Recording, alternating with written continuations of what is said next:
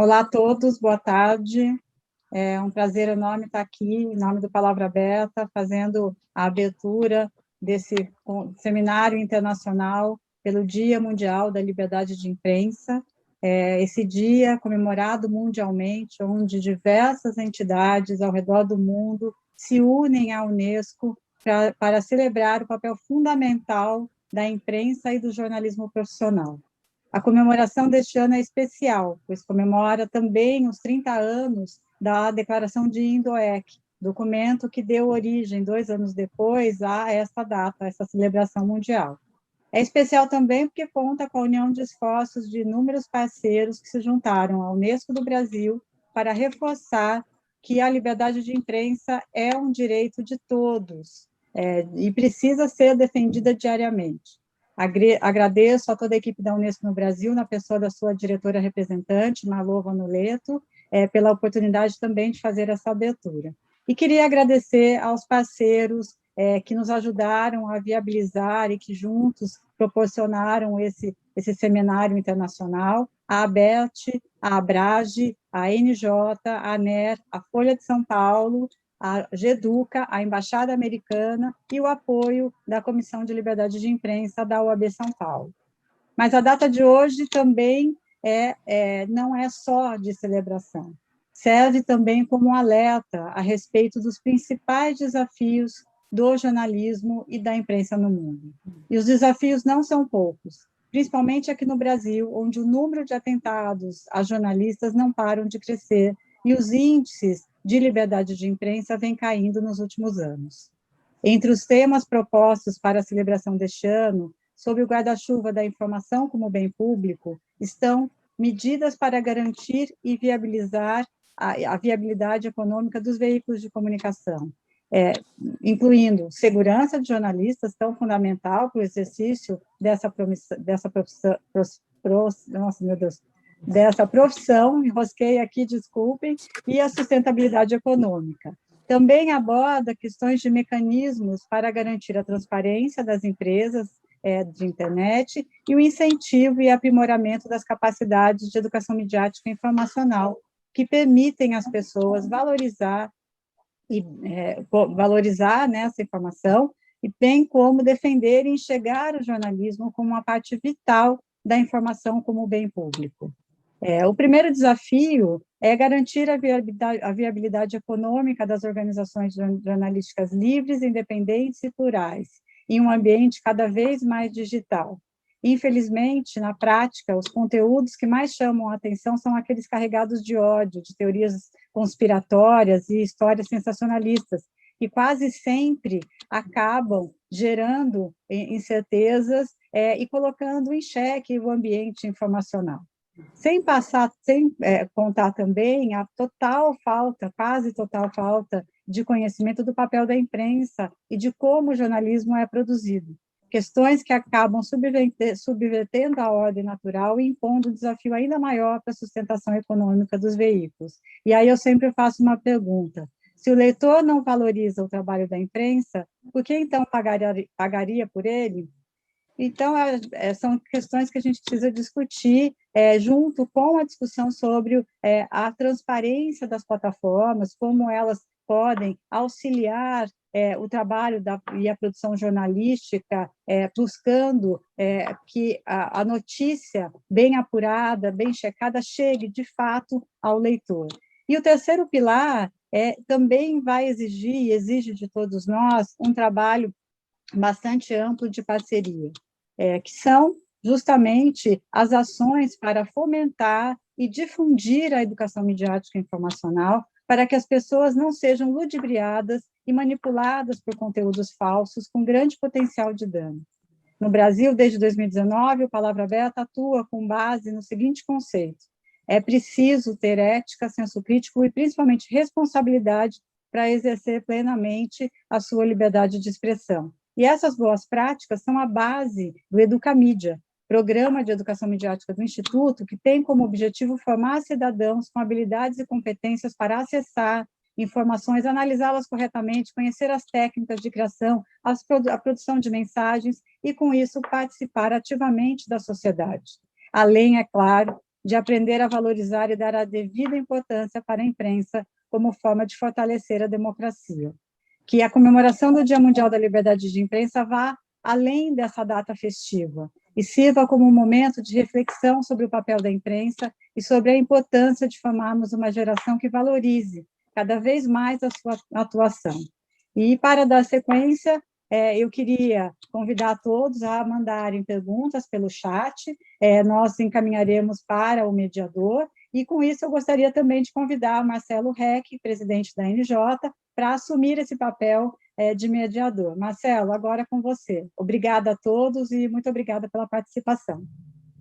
Obrigado, Patrícia. É um prazer participar de novo deste evento. Eu queria agradecer, em nome da NJ, e também como membro do Conselho da Palavra Aberta, a presença de todos aqui, um particular agradecimento à minha amiga conterrânea, também uma das anfitriãs desta data mundial, a Marlova Noleto, ao ministro-presidente do Tribunal Superior Eleitoral, Luiz Roberto Barroso, a ombudsman da Folha, Flávia Lima, e meu colega de entidade de associação de comunicação, o Flávio Lara Rezende, presidente da Associação Brasileira das Emissoras de Rádio e Televisão, a ABERT. Como eu vinha dizendo, esse evento, do qual já participo há muitos anos, ele se transformou num marco no calendário da defesa da liberdade de imprensa no Brasil.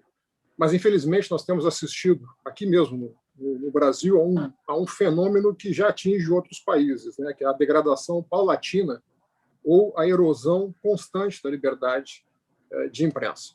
Em inglês, a definição para esse fenômeno é soft censorship. A tradução não é boa, porque não existe censura suave. A censura sempre é violenta.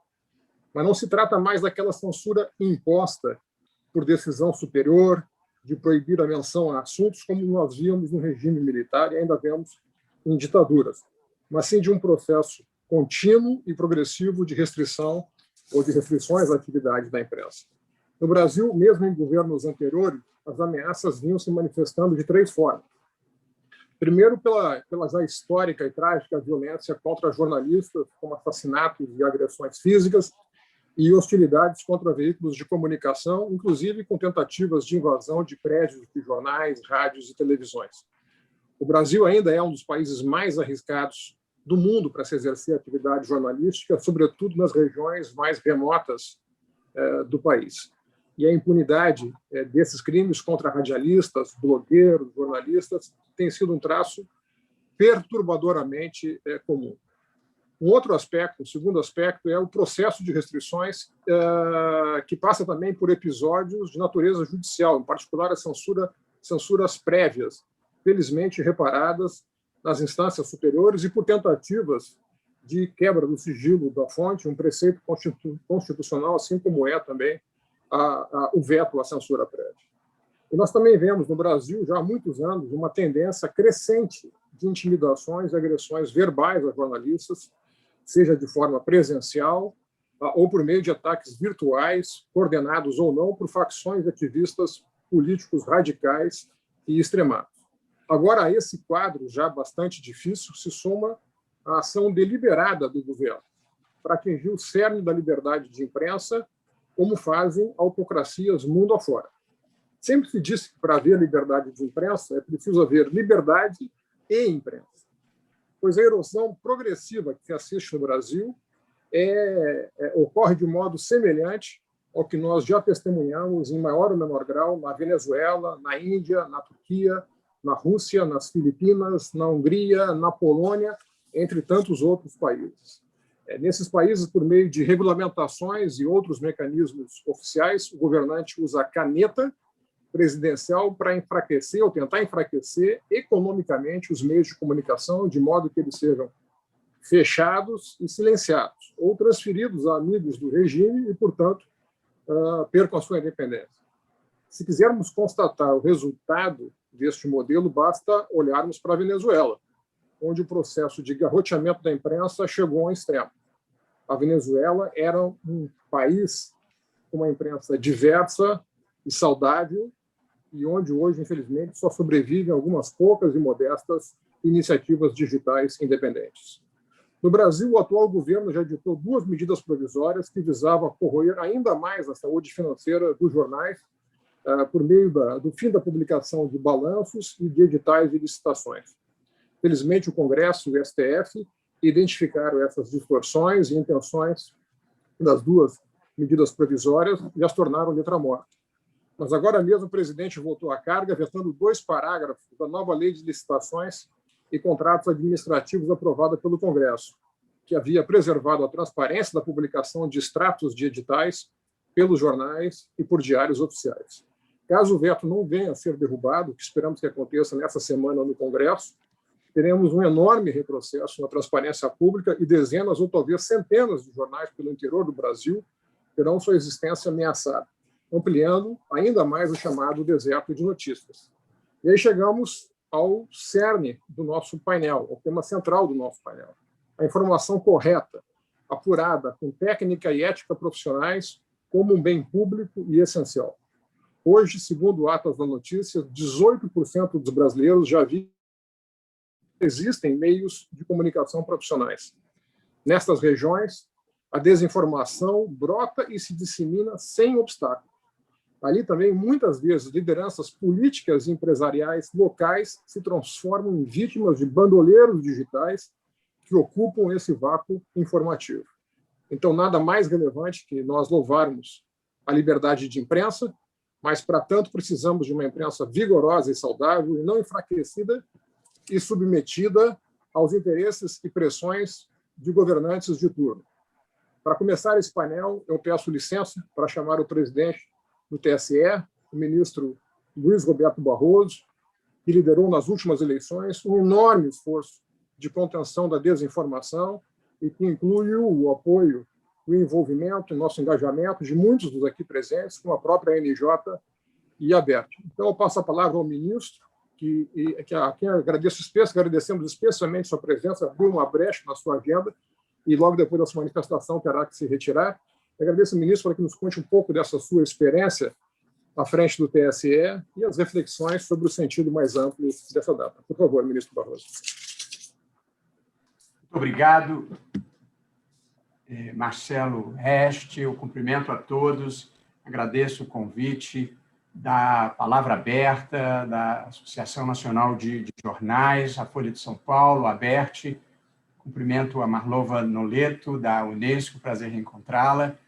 Flávia Lima, ombudsman da Folha de São Paulo. Cumprimento a todos. Flávio Lara Rezende, da ABERT. É um prazer e uma alegria estar aqui nesta data em que se comemora o Dia Mundial da Liberdade de Imprensa, para fazermos um pouco uma reflexão geral. Como eu já vou há muito tempo na estrada dessa vida, tenho alguns depoimentos pessoais da experiência que tem sido o tema da liberdade de expressão e, particularmente, da liberdade de imprensa no Brasil.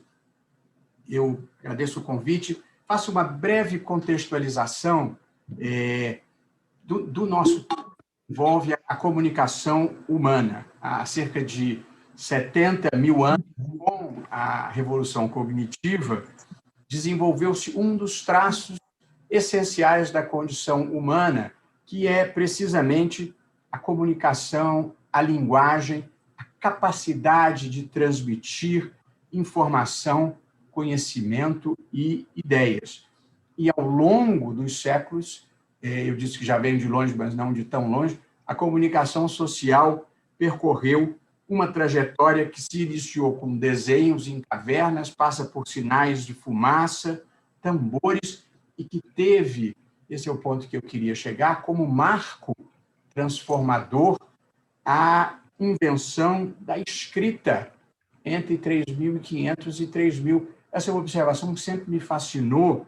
Até então, as obras emblemáticas da história da humanidade, como a Bíblia hebraica, a Ilíada grega, o Mahabharata indiano e as escrituras budistas, todas elas eram preservadas por transmissão oral.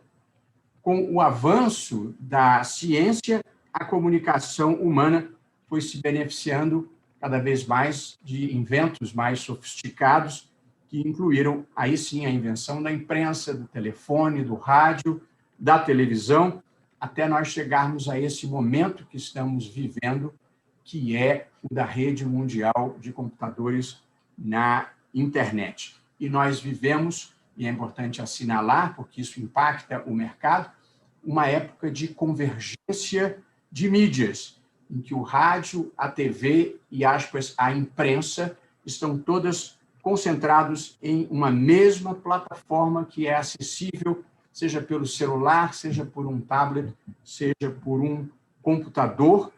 E nós vivemos também o mundo do streaming e das redes sociais. Ou seja, uma época em que tudo é novo por muito pouco tempo, porque a inovação segue num ritmo avassalador. E desde o início dos tempos, a liberdade de expressão, e particularmente a liberdade de imprensa, foi o tormento dos donos do poder, seja o poder político, seja o poder econômico, seja o poder religioso. Eu dividi essa minha apresentação em 3 partes. Eu gostaria de falar um pouco sobre o passado recente, gostaria de falar um pouco sobre o pós-88 e depois falar especificamente sobre esse momento que nós vivemos das campanhas de desinformação, teorias conspiratórias e ódio. 3 capítulos que me parecem importantes para compreendermos o papel da liberdade de imprensa e a ideia da informação como bem público. Não um bem público no sentido de pertencer ao Estado, mas um bem público no sentido justamente oposto de pertencer a toda a sociedade, como os mares, os rios e as avenidas em geral. Eu, começando então pelo passado e como o passado condena, eu gosto sempre de lembrar que a censura no Brasil vem de longe. O primeiro documento a sofrê-la foi precisamente a certidão de nascimento do Brasil, que era e foi a carta de Pero Vaz de Caminha, dando notícia ao rei Dom Manuel da descoberta das novas terras. E ali Caminha descrevia, com talvez um pouco de entusiasmo, o que ele chamava as Índias nativas com as suas vergonhas, aspas, tão nuas, fecho aspas. Quando essa carta foi encontrada, depois de muito tempo, na Torre do Tombo, em Portugal, e foi divulgada pelo padre Manuel Aires do Casal, ele cortou alguns trechos da carta que considerava indecorosos. Marcelo, portanto, começamos mal. Já o nosso documento inicial teve um rasgo de censura.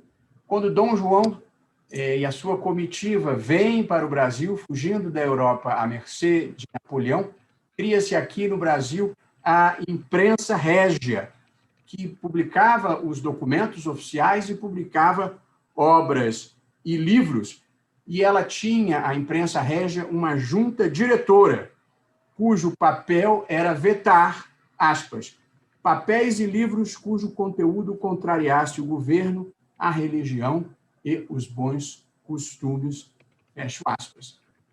Seguindo pela nossa história, nós chegamos ao Estado Novo de Getúlio Vargas, quando foi criado o Departamento de Imprensa e Propaganda, o famigerado DIP, que tinha entre os seus objetivos, aspas, fazer a censura do teatro, do cinema, das funções recreativas e esportivas, da radiodifusão, da literatura social e política e da imprensa.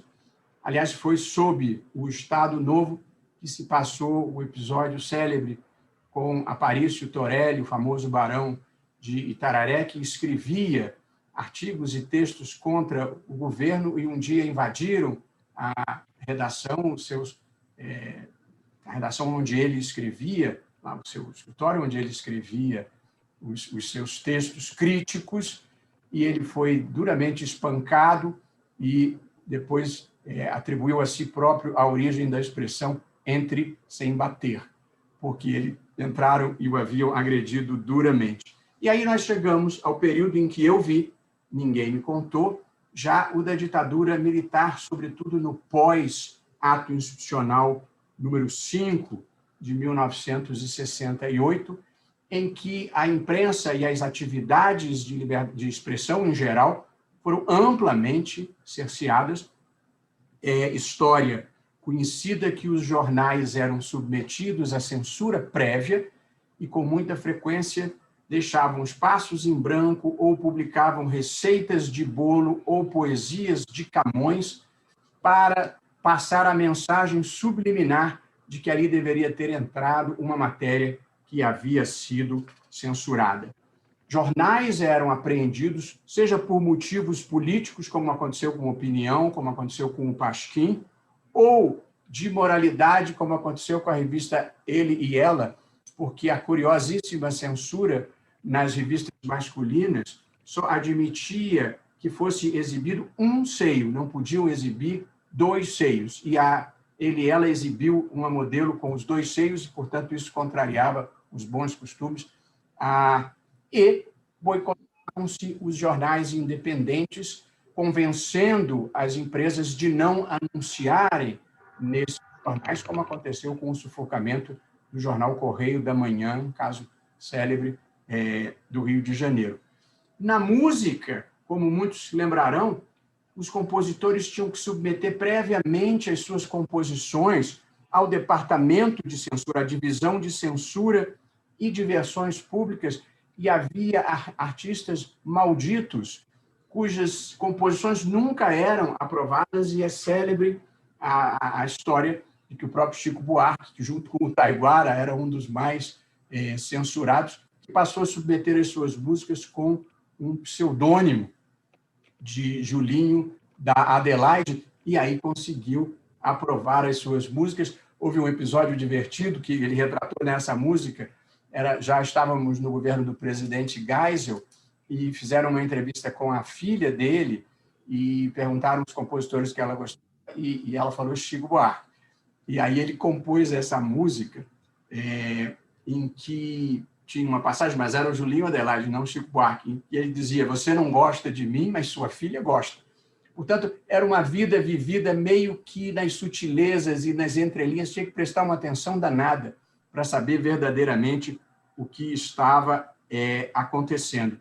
No cinema, os filmes eram proibidos, ou então, como aconteceu com Laranja Mecânica, Flávia, era um filme que era um drama psicológico e que tinha atores que apareciam nus na tela, e a censura liberou o filme, mas com tarjas sobre seios e sobre órgãos genitais. E os personagens insistiam em correr na tela, e as tarjas tinham que correr atrás, de modo que era um drama psicológico que no Brasil virou comédia, porque as pessoas ficavam torcendo para as tarjas não chegarem a tempo, e, portanto, a censura tinha esse componente totalmente bizarro. Nas artes, o balé Bolshoi foi proibido de ser encenado no Teatro Municipal do Rio de Janeiro por ser considerado propaganda comunista. Eu vi, eu estava lá, ninguém me contou, esse era o Brasil. E na televisão, os programas tinham que ser previamente submetidos e podiam ser descartados, como aconteceu, aliás, com a novela Roque Santeiro. O escritor e jornalista Zuenir Ventura fez um levantamento em que ele constatou que nos 10 anos de vigência do AI-5 foram censurados cerca de 500 filmes, 450 peças, 200 livros e mais de 500 letras de músicas. Esse era o Brasil que nós vivemos sob o regime militar. Aliás, só pode dizer e achar que não houve ditadura no Brasil quem nunca conheceu um adversário do regime que tivesse sido torturado, quem nunca conheceu um professor que tivesse sido caçado ou um jornalista que tivesse sido censurado. Portanto, este é o passado do Brasil em matéria de liberdade de imprensa, de liberdade de expressão, em que, desde a Carta do Pero Vaz de Caminha, passando pela imprensa régia, passando pelo DIP de Getúlio Vargas e pelo Departamento de Censura do Regime Militar sobre a AI-5, a censura como um traço da vida cultural brasileira. Censurava-se em nome da segurança nacional, da moral, dos bons costumes, da família e de outros pretextos. Mas, no Brasil, como em todo o mundo, a censura oscila mesmo entre o arbítrio, o capricho, o preconceito e o ridículo. E assim é, porque sempre foi. Parte 2 da nossa conversa vem a Constituição de 1988, e é comum se dizer, e é verdade, que as constituições são um pouco uma reação contra o passado e um aceno para o futuro. E a Constituição de 1988 foi verdadeiramente obsessiva no seu tratamento dado à liberdade de expressão, em que esse tema aparece em mais de uma passagem da Constituição, desde os direitos e garantias fundamentais até um tópico específico dedicado à comunicação social. Mas, apesar disso, e mesmo sob o regime de 1988, nós tivemos problemas com filmes, com revistas e livros retirados de circulação ou envolvidos em condenações a vultosas indenizações. O Supremo, como o Marcelo Resch observou, como um tribunal superior, teve, no geral, uma atuação de proteção da liberdade de expressão, numa decisão emblemática do ministro Carlos Aires, em 2009, se considerou inteiramente inconstitucional a lei de imprensa que vinha do regime militar por uma incompatibilidade sistêmica com o regime democrático. Ainda assim, foi preciso uma nova intervenção do Supremo Tribunal Federal para derrubar os dispositivos do Código Civil que exigiam que, para se publicarem biografias, se tivesse a autorização prévia do biografado ou da sua família, o que, evidentemente, era uma restrição inaceitável à liberdade de expressão e que criaria um país chapa branca em que só podia falar mesmo era bem dos agentes públicos. Aqui e ali ainda temos alguns tropeços em matéria de liberdade de imprensa, como aconteceu com a proibição de divulgação das gravações da Operação Boi Barrica pelo Estado de São Paulo, uma proibição de entrevista pelo ex-presidente Lula e um episódio que envolveu, mais recentemente, a revista eletrônica Cruzoé, uma decisão que foi revogada rapidamente, mas que chegou a vigorar. Esse é o quadro vigente. É claro que há, na Constituição, alguns direitos a serem ponderados caso a caso, com a liberdade de expressão e mesmo de imprensa, como, em certos casos, o direito de imagem, as manifestações de ódio e uma decisão muito importante do Supremo, recente, que envolvia a questão do direito ao esquecimento, que o Supremo entendeu que não é possível apagar a história e pretender reescrever a história numa bela decisão. Eu não pude participar do julgamento porque havia sido advogado em questões idênticas, defendendo a inexistência de um direito ao esquecimento, sobretudo quando se trata de crime. Evidentemente, crime não é um fato da vida privada. E faço aqui uma defesa de uma posição que tenho sustentado no Supremo e que, infelizmente, tem prevalecido como regra, que é a liberdade de imprensa como uma liberdade preferencial dentro do Estado democrático de direito. Não há propriamente hierarquia entre os direitos fundamentais da Constituição.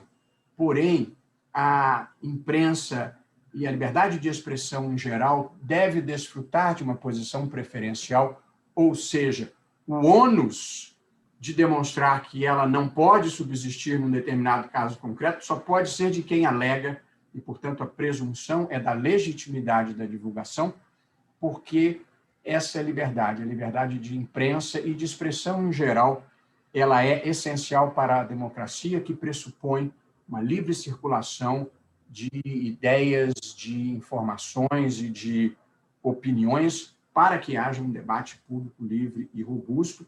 Em segundo lugar, porque a liberdade de expressão é pressuposto para o exercício de outros direitos, inclusive os meus direitos políticos de votar. Eu preciso ser informado adequadamente do que está acontecendo, informado adequadamente dentro de um mercado aberto e plural de informações. E, em terceiro lugar, porque a liberdade de expressão é indispensável para a preservação da cultura, da memória e da história de uma sociedade. No tempo em que se exigia a autorização para as biografias, foram proibidas biografias como a do Mané Garrincha, como a do Guimarães Rosa, como a do Lampião, que são personagens importantes da história do Brasil. Portanto, nós, sob a Constituição de 1988, embora tenha havido aqui e ali episódios que reavivaram velhos medos, no geral, nós conseguimos avançar de maneira significativa sob a Constituição de 1988, no tema da liberdade de expressão. E agora chegamos à parte final da nossa conversa e da minha apresentação, que é esse momento que nós vivemos, marcado pelas campanhas de desinformação, de ódio e de ataques à democracia e às instituições. Esse momento que traz preocupações e reflexões totalmente diversas das que nós lidávamos até anteontem, até pouco tempo atrás. Porque até pouco tempo atrás, a comunicação de massa, ela recebia o filtro da imprensa em geral, o filtro dos meios de comunicação, o filtro da imprensa profissional. E a ética jornalística da boa imprensa impõe o dever de separar fato de opinião. Portanto, era um tempo em que o exercício da liberdade de expressão emanava dos meios de comunicação e, portanto, de um número limitado de veículos. A revolução tecnológica e a internet revolucionaram esse universo, aumentando a capacidade de as pessoas participarem do debate público, aumentando exponencialmente a possibilidade de participar do discurso, de ter acesso à informação e de ter acesso ao conhecimento.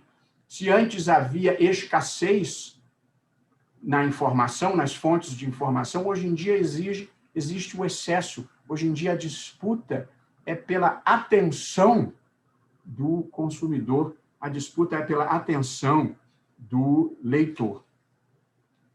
E o que é pior, esse novo ambiente, esse novo mundo, porque antigamente as pessoas tinham divergências quanto à interpretação dos fatos.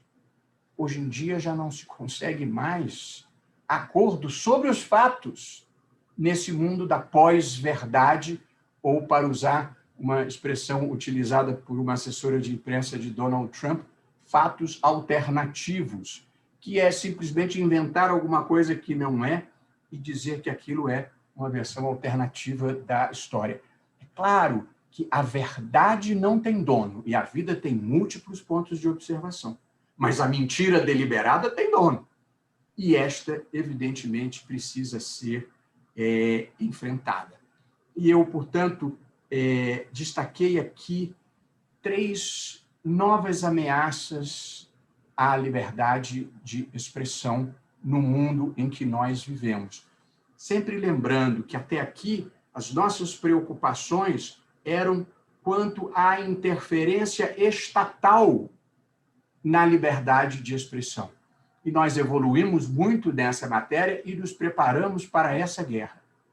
E agora mudaram os inimigos da liberdade de expressão. E, portanto, eu separei aqui 3 ameaças contemporâneas que eu assim vejo à liberdade de expressão. primeira delas são as campanhas de desinformação, as teorias conspiratórias e as campanhas de ódio com um efeito silenciador do discurso alheio. Como funcionam essas campanhas? Com ataques pessoais aos oradores, procurando desqualificá-los, fazendo trolls altamente depreciativo, campanhas de cancelamento para sufocar a manifestação pública de alguém que tem por adversário um desses grupos de milicianos que atacam de maneira concertada para destruir ou desmoralizar uma determinada posição de fala. Ou então as atitudes também de milícias digitais coordenadas de inundarem a rede social com informações desimportantes ou paralelas para diluir um discurso sério e verdadeiro que contrarie o seu entendimento. E aí vem as campanhas de desinformação e de notícias fraudulentas, frequentemente capitaneadas por alguns nichos ideológicos, mas frequentemente por mercenários. É gente que leva dinheiro para fazer esse papel, e mais as empresas que acionam os bots para essas campanhas depreciativas.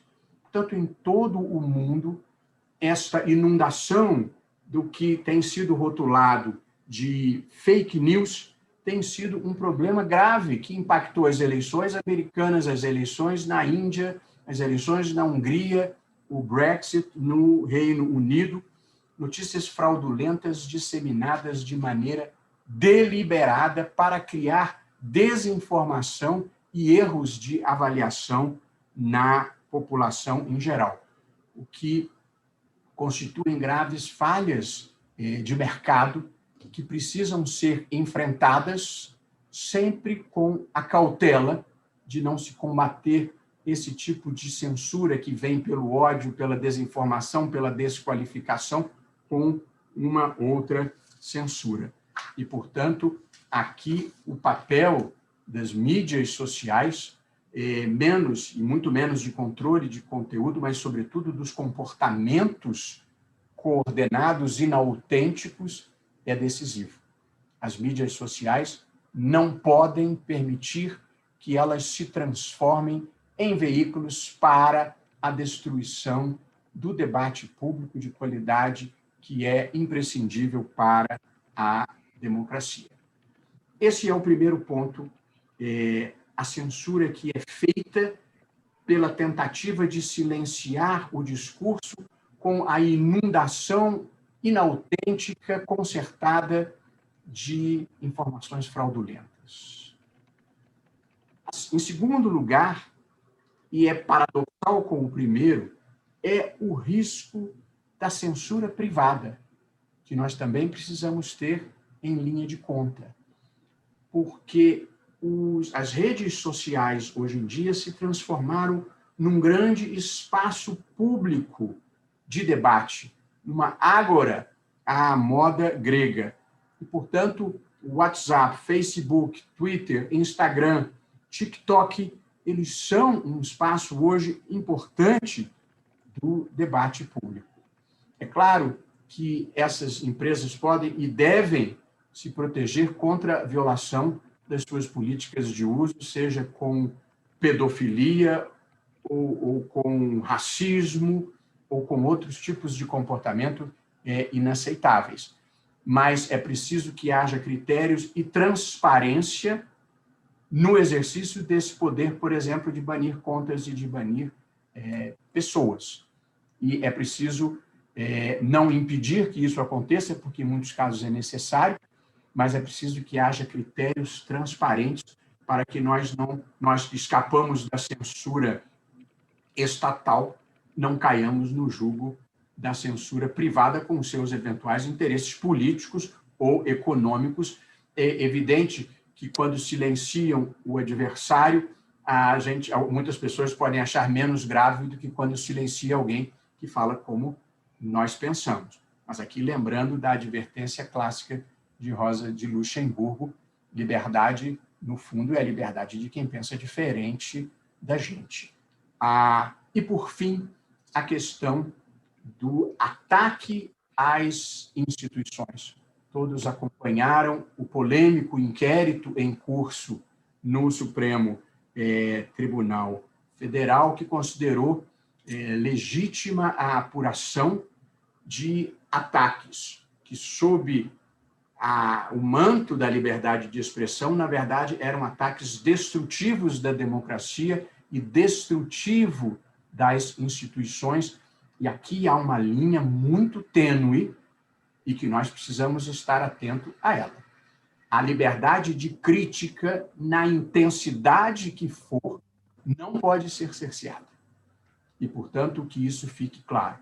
Mas quando grupos financiados de maneira articulada e concertadamente, com robôs e agentes pagos, ataca e procura desmoralizar as instituições e pregam o golpe militar, fechamento do Congresso, fechamento do Supremo, aí nós passamos a ter um problema.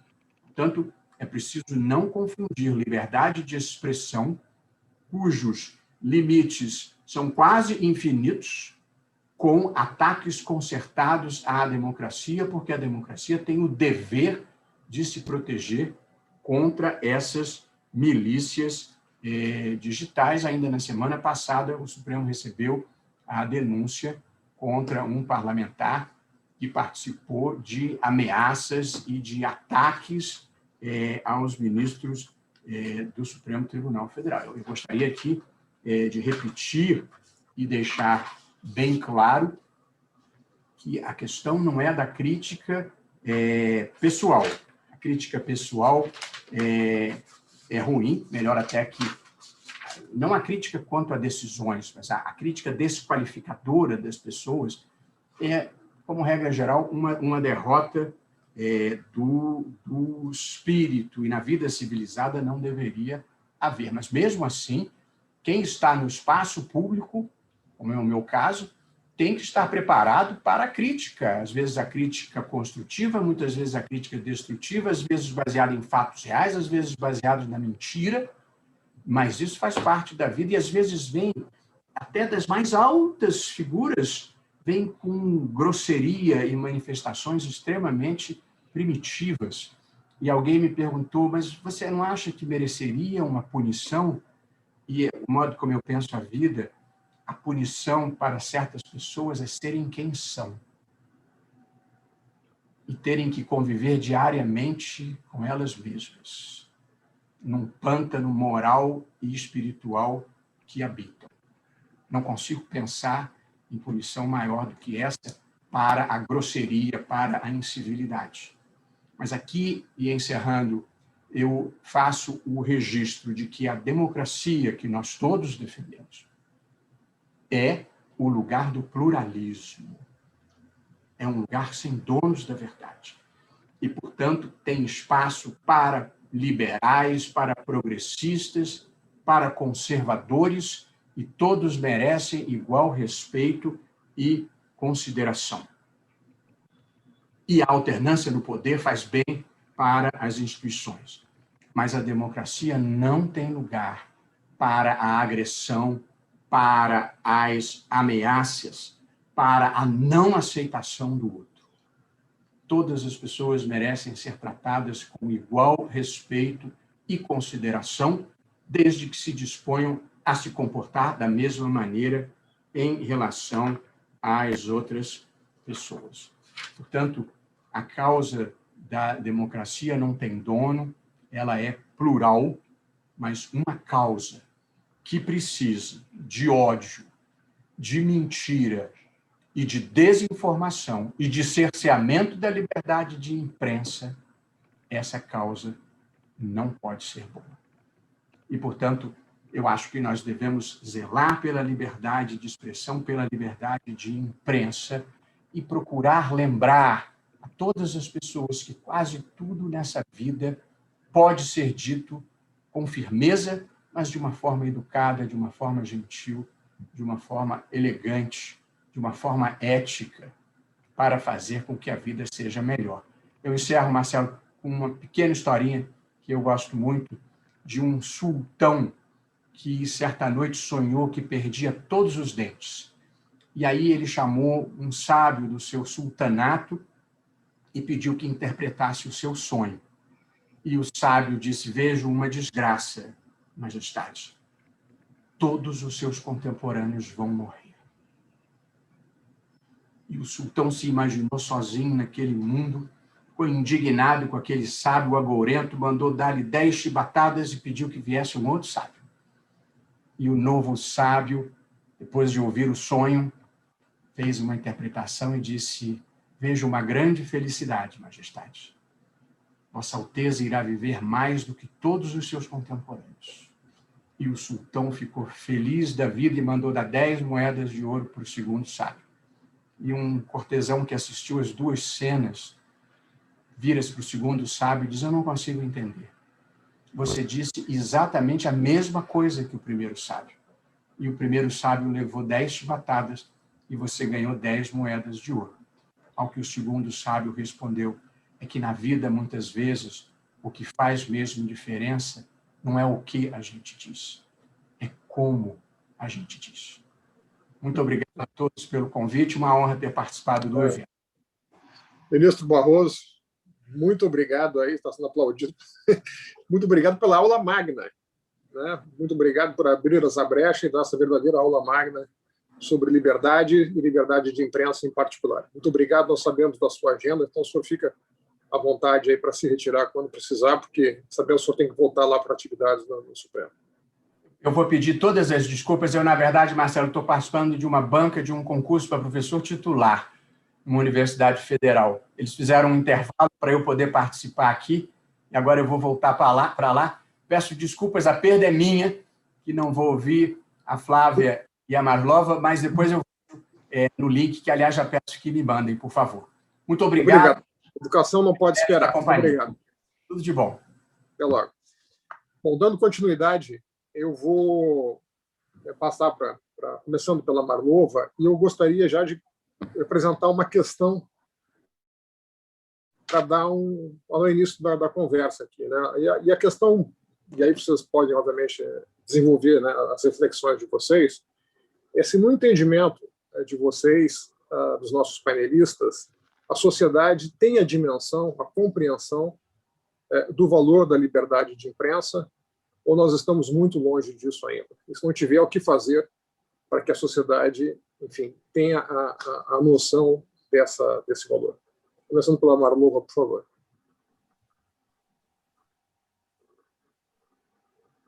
O microfone, Marlova. Queria começar dando boa tarde a todos, agradecer mais uma vez a parceria importantíssima da NJ, Marcelo, da ABERT, querido Flávio, da Folha, Flávia, dos nossos parceiros do Instituto Palavra Aberta, está aqui a diretora Patrícia, a ANER, a Abrage, a Embaixada e os Consulados Americanos e o GEDUCA. Comemorar o Dia Mundial da Liberdade de Imprensa é sempre uma grande alegria. Em primeiro lugar, porque quando nós falamos da liberdade de imprensa, nós falamos de um dos pilares fundamentais da democracia. E o dia 3 de maio, ele nasceu, ele funciona como um lembrete permanente para os governos, a sociedade civil, os próprios jornalistas, sobre a necessidade de nós respeitarmos esse compromisso e também promovermos uma reflexão entre os próprios profissionais da mídia sobre as questões da liberdade de expressão, da liberdade de imprensa e também sobre a ética profissional. Tão importante quanto comemorar e celebrar o Dia Mundial da Liberdade de Imprensa é um dia de apoio à mídia, que hoje, em muitos momentos, é alvo de ataques. Eu acho que o Marcelo pontuou muito bem isso na fala inicial dele, e o ministro Barroso, que deu aqui uma aula magna, foi realmente, acho que o Marcelo definiu bem, foi uma abertura espetacular para o nosso evento. Nós sabemos que os tempos são desafiadores. Desafiadores porque nós vivemos uma crise de desinformação e, portanto, o Dia Mundial da Liberdade de Imprensa também nos ajuda a marcar uma lembrança para aqueles jornalistas que perderam a vida na sequência de uma boa história. Então, este dia 3 de maio, ele atende a muitos objetivos.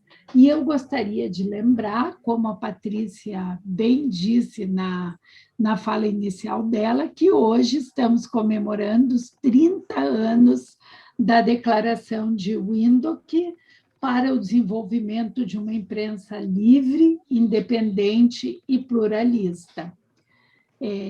Não sei se todos que nos ouvem sabem, mas esta declaração ela foi feita no contexto de um evento promovido pela Unesco, um seminário na Namíbia, em 1991, que tratava, né, da ideia de uma imprensa africana independente e pluralista, e terminou com a Declaração de Windhoek se tornando uma declaração universal que nos remete a esse compromisso permanente com a liberdade de imprensa.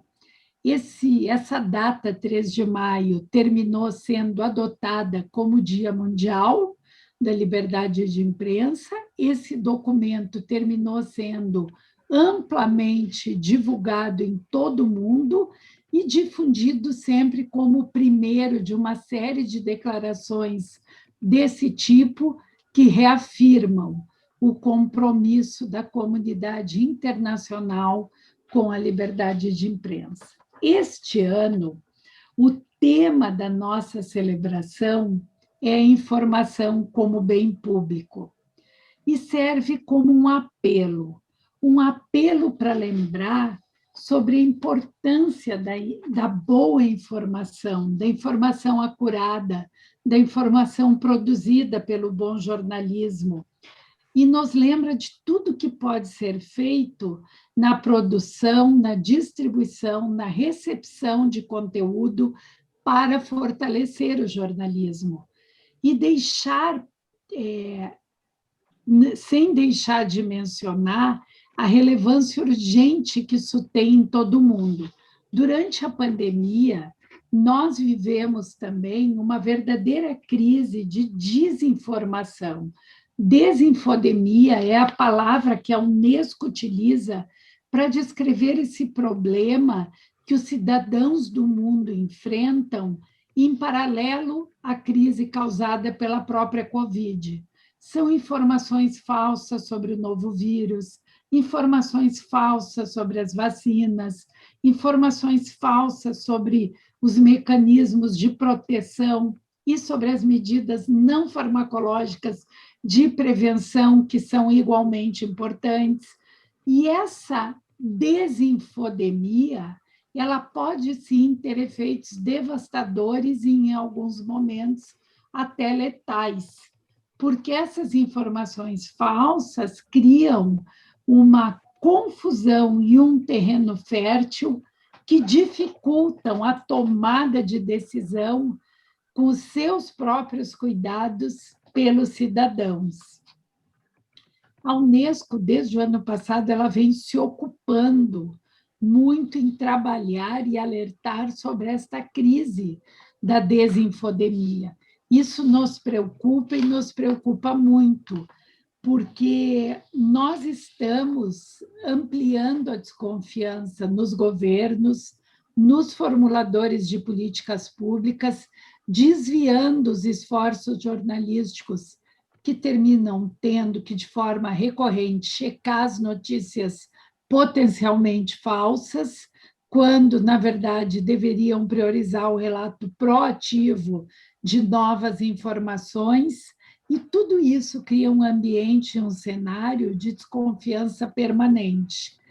Por isso, nós gostamos de lembrar e trabalhar para se contrapor à contaminação da desinformação, apoiar o jornalismo independente e de qualidade, empoderar a cidadania global com alfabetização midiática e informacional, ajudando as pessoas a consumir a notícia da forma correta e também ajudando os países, os Estados-membros da Unesco, a cumprirem as normas internacionais da liberdade de expressão. Essas 4 linhas de ação são imprescindíveis para que nós possamos trabalhar a liberdade de expressão. São essenciais para que a humanidade alcance também uma das metas da Agenda 2030, o ODS 16, que trata do acesso público à informação e às liberdades fundamentais. Quando nós publicamos todos esses documentos, que são muitos que a Unesco trabalha, nós estamos contribuindo para 3 medidas que são essenciais e que estamos trabalhando no contexto do Dia Mundial da Liberdade de Imprensa em 2021. Primeiro, a questão da viabilidade econômica da mídia de notícias no ambiente online. Segundo, a questão da transparência das empresas de internet, de maneira a fortalecer o jornalismo. Terceiro, a questão de capacidades aprimoradas por meio da alfabetização midiática e informacional, que, como eu disse aqui, permite que as pessoas reconheçam e valorizem a informação como bem público e possam defender e exigir o jornalismo como uma parte vital da informação como bem público. É preciso que nós todos nos comprometamos e lembremos que, para produzir notícia, não se pode abrir mão do papel do jornalismo. E é o bom jornalismo que nos garante uma mídia plural, como bem lembrou o ministro Barroso. Precisamos, sim, de pluralidade na produção da notícia, mas, sobretudo, do compromisso com a veracidade da informação. A Unesco tem alertado que é fundamental que todos se comprometam, antes de repassar informações, em checar a veracidade das mesmas. O que eu estou lendo é verdadeiro? Quem produziu a notícia? Qual a fonte da notícia? Só assim nós teremos segurança e certeza de que podemos repassar aquela informação sem estar reproduzindo a desinformação e as notícias falsas. Eu queria lembrar também do trabalho que a Unesco vem fazendo a cada 2 anos, lançando o relatório que acredito que todos vocês conheçam, que é o relatório da diretora-geral sobre segurança de jornalistas e o perigo da impunidade. Este é um relatório muito importante, porque nós nos preocupamos com o número de assassinatos de jornalistas em todo o mundo. No geral, na última década, um jornalista foi morto, em média, a cada 4 dias, e isso é um número preocupante. O ano de 2019 mostrou o menor número de mortos registrados pela Unesco na última década, mas ainda assim foram 57 mortes. E o que nos preocupa é que a impunidade continua prevalecendo. 2020 registrou uma ligeira redução na taxa de impunidade. E nós continuamos produzindo o relatório e nos comprometendo em não deixar que as mortes fiquem impunes. Trabalhamos muito de maneira contínua na alfabetização midiática e informacional, porque, como eu lembrei aqui, sem isso e sem o consumo adequado de notícias, nós não conseguiremos brecar essa desinfodemia, que é um dos maiores perigos do nosso tempo. Publicamos também o Manual de Educação e Jornalismo da Unesco, comprometido em como compreender e se opor à desinformação, que se chama Jornalismo, Fake News e Desinformação, que foi produzido em colaboração com especialistas internacionais e que inclui ferramentas e exercícios para apoiar a aprendizagem sobre a desinformação e as medidas relevantes de combate a essa infodemia.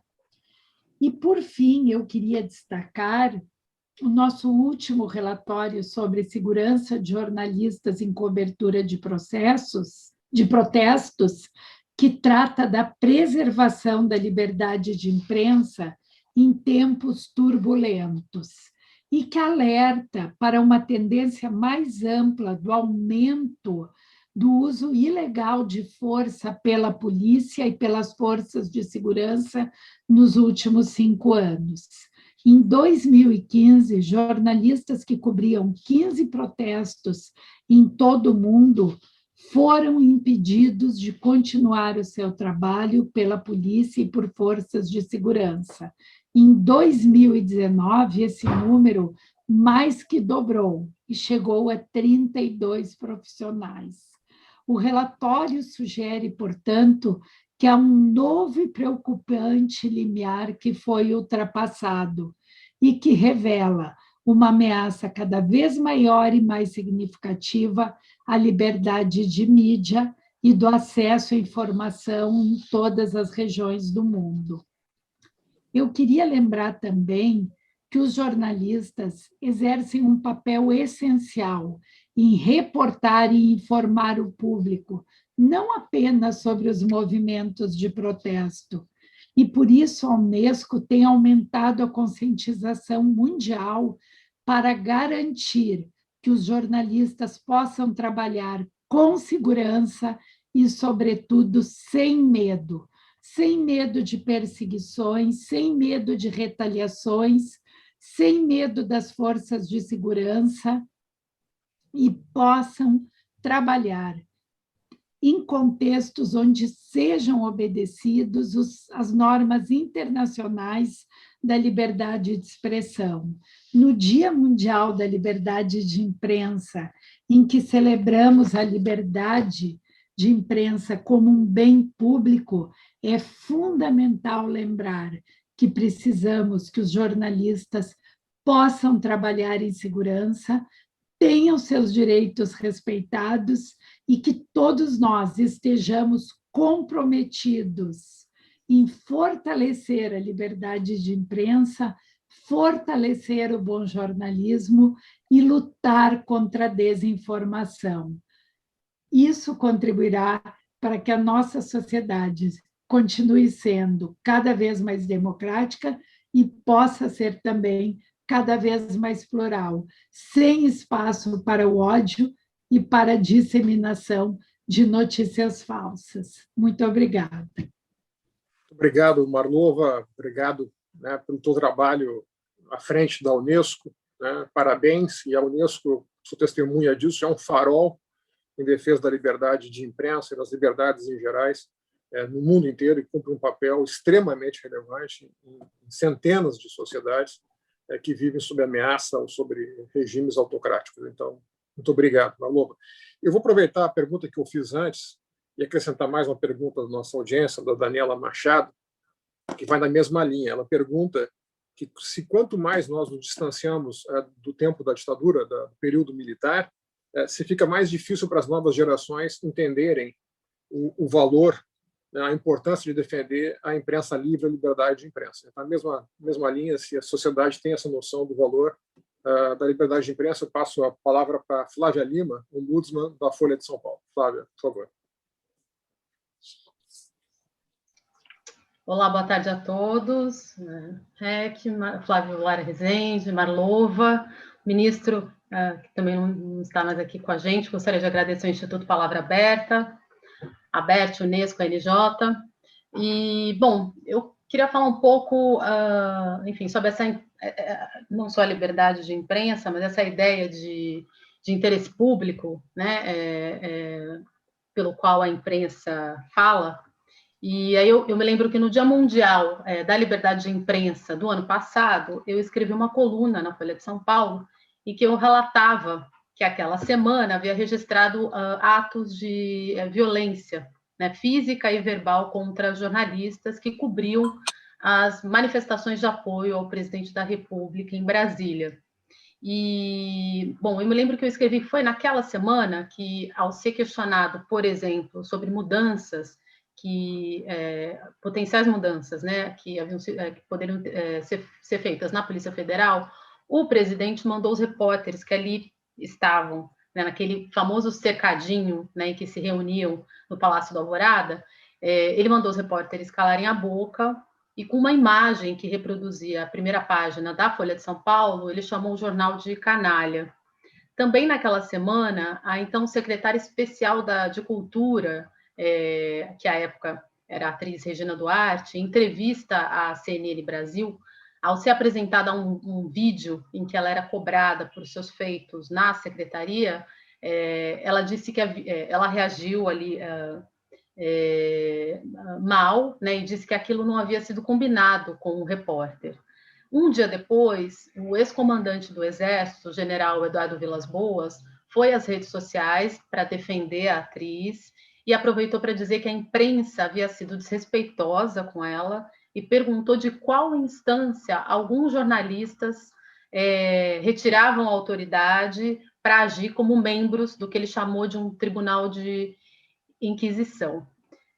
Bom, todas essas histórias, eu acho que elas fornecem aí um bom resumo não só dos questionamentos que vêm sendo feitos, né, à imprensa, mas também um resumo das incompreensões que rondam o trabalho da imprensa e, sobretudo, os ataques que são feitos em relação a ela. E o desconforto, né, com perguntas, manchetes, enfim, o que é produzido, né, pela mídia de uma forma geral, ele não é novo, né? A violência também não, infelizmente. Mas, então, quer dizer, a gente sabe que essa incompreensão ela sempre foi comum, né, entre autoridades ou personalidades públicas, por exemplo. O que diferencia o período atual, né, em que, sobretudo num período em que democracias são lideradas por governos com pendores autoritários ou então francamente autocráticos, né, como a gente vê em alguns países aí, sobretudo europeus, há uma espécie de tática de guerra, né, uma tentativa de deslegitimar o trabalho da imprensa, se aproveitando do trabalho dela para ampliar, né, o seu recado e ferir de morte, né, não só o bolso, como também a credibilidade, né, dos jornais e outros veículos de comunicação. A questão é como reagir a isso. Bom, a liberdade de imprensa, enfim, sabemos, ela é essencial para o funcionamento, para a manutenção de uma sociedade livre e democrática, e o melhor modo de demonstrar isso, né, e, portanto, reagir aos ataques em questão, é fazer bom jornalismo. Acho que não tem outra, enfim, não tem outra saída. E o que isso significa?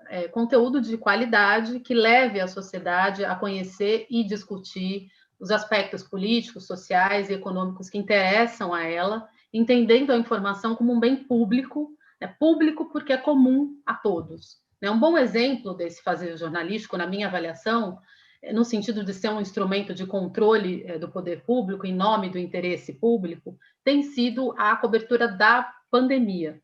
Eu acho que esse jornalismo, né, em nome do interesse comum, ele ganhou corpo, por exemplo, nos consórcios de imprensa, né, que foram feitos daí pela imprensa para acompanhar o número de infectados, número de mortos, o número de vacinados pelo coronavírus, nos esforços para explicar ali desde o começo os mecanismos de transmissão do vírus, de preservação da saúde, para desmistificar supostos medicamentos aí defendidos por alguns grupos, né, como eficazes contra a doença, apontar falta de organização e inépcia governamental, assim como também acertos obtidos, né, para conter a pandemia. Uma outra questão aqui, que eu acho que é importante, é questionar que público é esse a quem a imprensa serve, né? E aí, nessa parte, acho que o ponto fundamental é entender que essa noção de interesse público, ela precisa e vem sendo ampliada. A imprensa, ela não faz o seu papel quando ela não se posiciona, por exemplo, contra discursos autoritários, ou que alimentam a violência contra a população, ou então quando ela não se posiciona contra preconceitos, racismo, as precariedades várias, né, da vida, ou então a desigualdade. E eu acho que a imprensa ela tem se dado conta disso, ainda que lentamente, né, que é preciso falar em nome de um interesse público ampliado, cujas vozes passaram a ser ouvidas com um pouco mais de força, graças também às redes sociais, né? Portanto, eu acho que a gente precisa entender que só há liberdade de imprensa e possibilidade de entendimento do valor dessa liberdade pela população se o trabalho jornalístico for feito com independência, com credibilidade e com pluralidade, né? Ou seja, que o interesse público, em nome do qual se fala, inclua essas outras vozes. E aqui eu não falo aqui eu falo não só de progressistas e conservadores, mas também mulheres, negros, periféricos, comunidade LGBTQ, pessoas de fora das grandes cidades, dos grandes centros, ou seja, o público em seu sentido aí mais forte. Eu acho que é mais ou menos por aí. Obrigado, Flávia. Eu vou passar a palavra para o Flávio Lara Rezende fazer as suas considerações, presidente da ABERT. Flávio, por favor. Marcelo, obrigado. Está aberto o microfone? Tá. Muito obrigado. Eu quero agradecer aqui, primeiramente, a presidente do Instituto Palavra Aberta, a Patrícia Blanco, e a diretora representante da Unesco no Brasil, minha querida amiga Marlova Noleto, pelo convite para participar desse importante debate. E quero cumprimentar o excelentíssimo ministro Luiz Roberto Barroso, presidente do Tribunal Superior Eleitoral e ministro do Supremo Tribunal Federal, pela belíssima aula magna, como diz o Marcelo Reck. Ele foi muito feliz nessa classificação, porque foi realmente maravilhoso o que ele disse. Ele deu uma aula e utilizou-se de diversas informações e histórias que são muito importantes para que a gente possa entender a importância da liberdade de imprensa. A ABERT representa o segmento de radiodifusão no país. Nós temos aqui na ABERT mais de 3.000 emissoras de rádio e televisão associadas. Então, vocês podem imaginar o que a missão dificílima que tem a ABERT na defesa intransigente da liberdade de imprensa. Ao celebrarmos o Dia Mundial da Liberdade de Imprensa, nós estamos lembrando dos 30 anos da declaração de Unoé, que é a capital da Namíbia, que sediou em 91 o seminário da Unesco. O documento que saiu desse seminário afirma a manutenção e promoção de uma mídia livre, independente, plural, que são essenciais ao desenvolvimento e à manutenção da democracia e do desenvolvimento econômico. Muitas pessoas não sabem disso. Como é importante a liberdade de imprensa, a mídia livre, também para o desenvolvimento econômico. Reforçando outra declaração universal, a dos direitos humanos, que no seu artigo 19 prevê que todo indivíduo tem direito à liberdade de opinião e de expressão. Esse direito inclui a liberdade de, sem interferência, ter opiniões e de procurar receber e transmitir informações e ideias por qualquer meio de expressão, independente de fronteiras. Falar sobre a informação como bem público é reafirmar tais preceitos e ainda lembrar um direito garantido pela Constituição de 88, mas que exige de todos nós, sociedade e poder público, uma constante vigilância.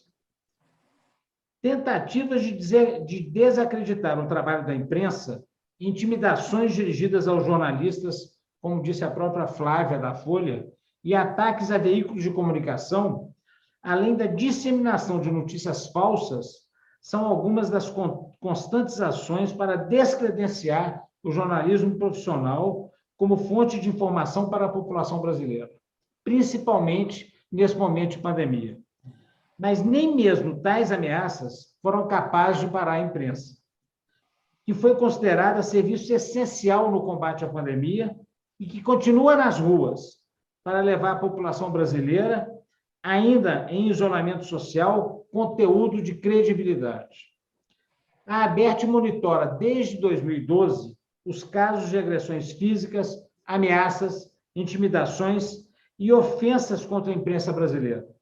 Na última edição, lançada em março, o relatório produzido pela ABERT sobre violações à liberdade de expressão apontou que, em 2020, foram registrados 150 casos envolvendo pelo menos 189 profissionais e veículos de comunicação. Os ataques virtuais representaram quase 6 agressões por minuto, enquanto ainda houver um único jornalista ameaçado ou agredido pelo exercício da profissão, está em risco a liberdade de imprensa no país. E eu vou relatar aqui um caso que aconteceu com um repórter da Band, uma repórter da Band aqui de Brasília, e que ela ficou tão apavorada, já vinha sofrendo ofensas, etc., ela levou uma paulada de uma bandeira de uma das pessoas que estava num movimento aqui em Brasília, e ela levou uma bandeirada, e ela ficou traumatizada com isso. Ela passou, depois de algum tempo, até sem sair à rua. Então, isso é um absurdo, nós temos que cercear isso, porque é muito importante que a população brasileira consiga entender a importância dessa defesa.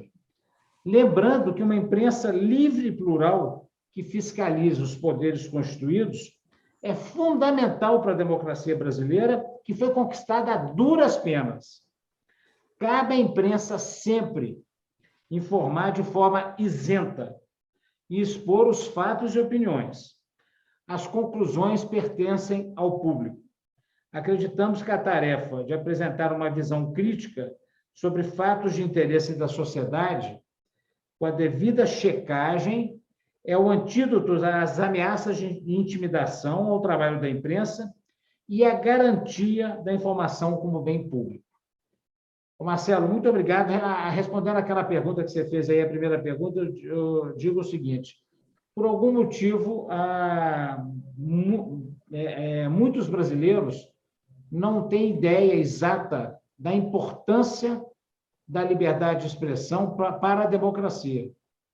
Então, acho que é um papel que cabe principalmente a nós, da imprensa, rádio, televisão, imprensa escrita, tentar explicar da melhor forma possível, sem emoção, sem ódio, de forma bastante clara, por que a liberdade de expressão tem que ser defendida e por que ela é importante para a democracia e importante até para que você tenha melhoria da parte econômica do próprio país. Isso é fundamental. E dizendo sempre o seguinte, uma coisa que a Marlova falou aí também, as pessoas estão com muito ódio, as pessoas estão com muita raiva, as pessoas...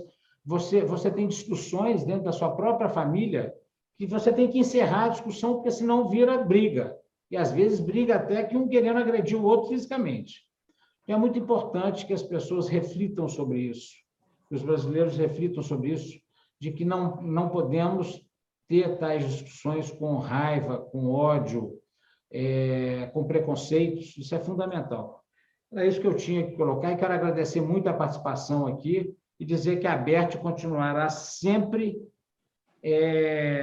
defendendo e monitorando essas intimidações e ofensas contra a imprensa brasileira. Muito obrigado.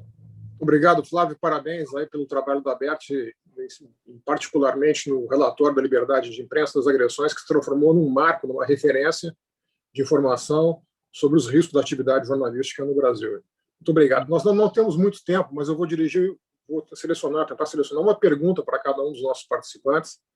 para a gente conseguir ficar dentro do tempo, né? E atendendo aqui as perguntas enviadas pela audiência. A primeira questão para a Marlova, do Carlos Roberto Barreto, que pergunta, né, para ela o que ela e a Unesco pensam da necessidade de exigência de diploma de jornalista para o exercício da profissão. Se é que tem alguma posição, não sei. Não, eu acho que eu não me lembro de ter visto em nenhum documento institucional da Unesco recentemente uma posição específica em relação a isso. Agora, a minha posição é que eu fui professora universitária por muitos anos e eu acho que a boa formação profissional ela passa, sim, pela universidade. Eu acho que, em muitos momentos, passa pelos bancos acadêmicos. Eu acho que, em muitos casos, e o Brasil tem vários, né, jornalistas que ficaram notáveis, se destacaram sem ter feito curso de jornalismo, né? Mas talvez até de gerações antigas. Então, eu acho que é muito difícil generalizar, né? Eu não diria que pessoas que não se formaram em jornalismo não possam, de nenhuma maneira, praticar um bom jornalismo. Mas, como via de regra, eu recomendaria, sim, a faculdade de jornalismo para o exercício da profissão de jornalista. É um tema polêmico, mas quero deixar claro que essa é a posição da Marlova, não da Unesco. Obrigado, Marlova. Vou endereçar a Flávia uma pergunta da Isabel Ferreira de Almeida. Ela pergunta o seguinte: por que a grande mídia não boicota o governo? Boa pergunta, viu, Marcelo? É uma pergunta. Eu não sei se não boicota. Eu acho que a grande mídia tenta informar da melhor forma possível e, na maioria das vezes, com a isenção que é necessária. Agora, eu acho que eu, como presidente da BERT, eu não tenho uma posição formada sobre isso, porque nós somos uma associação. E uma associação onde você tem aqui um número tão grande de associados que você tem a pequena, a média e a grande mídia. Mas, com certeza, a grande mídia vem informando e tem sido muito importante e fundamental para informar a população brasileira. Flávia, direcionando para ti a questão, por que a imprensa não boicota o governo na tua avaliação? Então, se deveria ser feito ou não? É uma excelente pergunta. Eu acho que o papel da imprensa não é boicotar o governo, né? O papel da imprensa é cobrar dos governos, e eu acho que a gente precisa explicar isso de maneira que as pessoas compreendam. Se as pessoas confundem o trabalho da imprensa, por exemplo, com um boicote, a responsabilidade da imprensa é esclarecer melhor qual é o seu papel, né? Que é esse, que é cobrar da autoridade pública posições, né, com relação aos assuntos que interessam ao público, e aí em todos os meios, né? A gente está falando de política, de economia e outros temas aí que interessam à sociedade. Agora, é claro que a questão, eu não acho que não é boicote de maneira nenhuma, mas há posicionamentos firmes da imprensa com relação aos ataques que vem, por exemplo, do governo atual, né? E quando a gente viu isso? Relembrando lá atrás a questão dos repórteres reunidos ali no Palácio do Alvorada, no cercadinho, em que eles eram atacados, né? Eram xingados por exemplo, pelos apoiadores do governo, aquele pequeno grupo que fica ali no cercadinho esperando, né, o presidente todas as manhãs. Então, os repórteres eram atacados, eram xingados, muitas vezes, algumas vezes desrespeitados, né? O presidente chegou a levar um comediante ali para o cercadinho com vestido de presidente, num dia importante, que era o dia da divulgação do PIB do Brasil. Isso foi em começo de 2019, se eu não me engano, agora eu estou confusa, não sei se 19 ou 20. Foi 19. Enfim, levou o humorista que distribuiu banana para a imprensa, desrespeitou, fez chacota. E eu tinha dúvidas, eu lembro que eu escrevi sobre o assunto algumas vezes nas minhas colunas, e eu tinha dúvidas se era possível deixar o presidente da República, que é a principal autoridade do país, falando sozinho ali no cercadinho, se a imprensa deveria ou não se retirar, e no fim das contas, parte da imprensa decidiu sair dali, e eu acho que foi uma decisão absolutamente acertada, não se perdeu nada com isso, e quando há alguma coisa de relevante que é dita ali, a imprensa rapidamente pode recuperar. Na verdade, uma parte da imprensa continua ali, né? E quem não está, recupera rapidamente e consegue passar a informação para o público. Então, em resumo, é isso. Eu acho que há reações à violência, ao desrespeito, que são válidas, mas é preciso ter claro que o papel da imprensa não é boicotar nem nem governo nenhum, né? O papel da imprensa é cobrar dos governos, enfim, posições e ações em nome do interesse comum. Obrigado, Flávio. Em função do tempo, vou fazer só uma última pergunta para os três e vou pedir que a resposta seja a mais objetiva possível, se é que isso for possível, né? E a questão, começando pela Marlova, né, a pergunta vale para os três, qual que deve ser, na opinião de vocês, o papel das plataformas tecnológicas, das big techs, na defesa da liberdade de expressão, na defesa da atividade de imprensa, de uma forma geral? Marlova, por favor. Na verdade, eu acho que esse papel é de todos, né? A defesa da liberdade de imprensa, ele é um papel de todos, ele não é exclusivo das plataformas, mas eu entendo que as plataformas e as big techs desempenham um papel fundamental e precisam estar comprometidas com a liberdade de imprensa. Eu acho que nós ouvimos aqui, Marcelo, de diferentes maneiras, a mesma base de informação, quer seja nas histórias que a Flávia começou contando, ou no episódio que o Flávio narrou da jornalista que foi atacada, né, agredida, ou com a fala do ministro Barroso. Eu acho que hoje nós vivemos um cenário que, em muitos momentos, se torna propício para atacar os jornalistas, atacar a liberdade de imprensa, liberdade de expressão. Duas das perguntas que tu nos fez no início estão voltadas para o que seria, né, essa ausência de memória à medida que os anos passam, e talvez as pessoas que não viveram a ditadura militar ou não viveram cenários e contextos de autoritarismo onde a censura imperava, com histórias como o ministro Barroso nos contou aqui, que envolviam desde o Chico Buarque usando um pseudônimo, ou os filmes como Laranja Mecânica com as Tarjas Pretas. Talvez esse contexto fique distante da memória para alguns e distante do contexto, mas é sempre bom lembrar, como eu comecei dizendo, que a liberdade de imprensa é um pilar fundamental da democracia. E, portanto, eu vejo que o compromisso da defesa da liberdade de imprensa deve ser um compromisso intransigente de todos.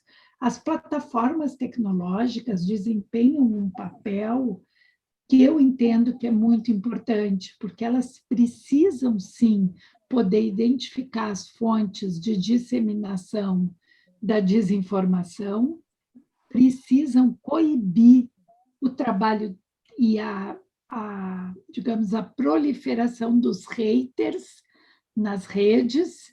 A Unesco, inclusive, teve um programa grande nessa área, né, para tentar minimizar essa falsa sensação de impunidade que as plataformas e as mídias digitais trazem, e, portanto, as pessoas se sentem absolutamente à vontade para dizer barbaridades e praticar ataques e ofensas que talvez elas não tivessem coragem de fazer fora do ambiente virtual.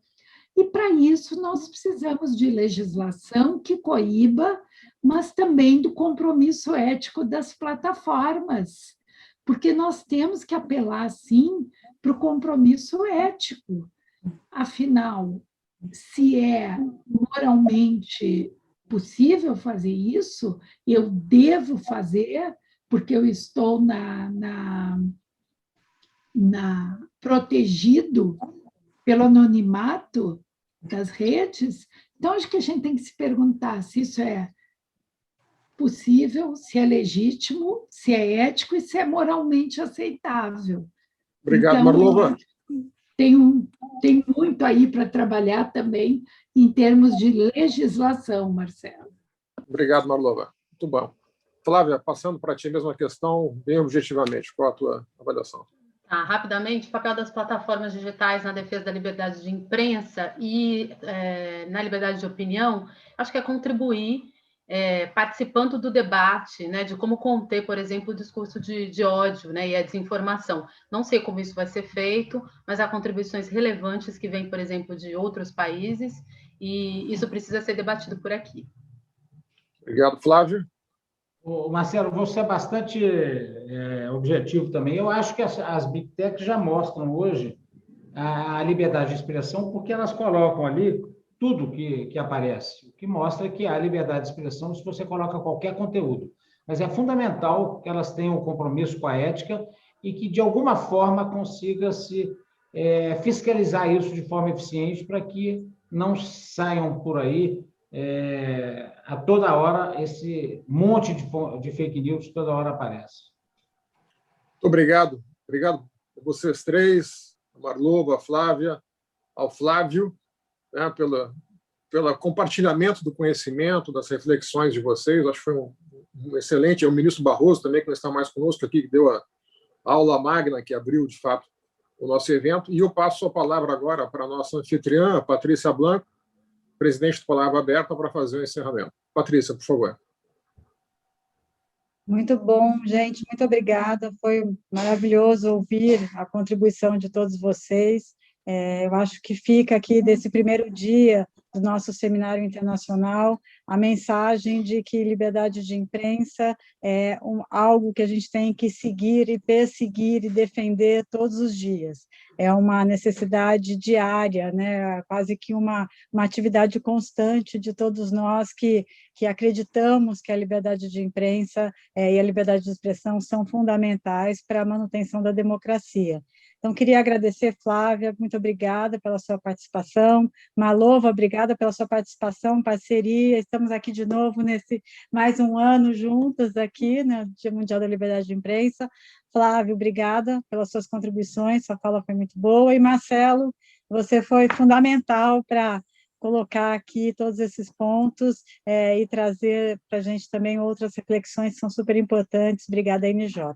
Eu queria deixar aqui para todo mundo que nos acompanha, que está participando agora, ainda conosco, nós tivemos um público super expressivo, e queria convidá-los para voltarem amanhã, às 16 horas, a gente vai ter a parte internacional do seminário com o tema Polarização e Liberdade de Imprensa, com a participação, com tradução simultânea, e a participação da palestrante a jornalista Amanda Ripley, do Guilherme Canella, que é da Unesco, Aline Midjev, da Globo News, e como moderador, o Guilherme Amado, da Abrage. Obrigada a todos os parceiros, a Abrage, a Educa, né, a Palavra Aberta, quem mais? A Beth, a NJ, Folha de São Paulo, e também tivemos o apoio da Comissão de Liberdade de Imprensa da OAB São Paulo. Até amanhã, gente, muito obrigada, e espero que a gente consiga continuar em liberdade.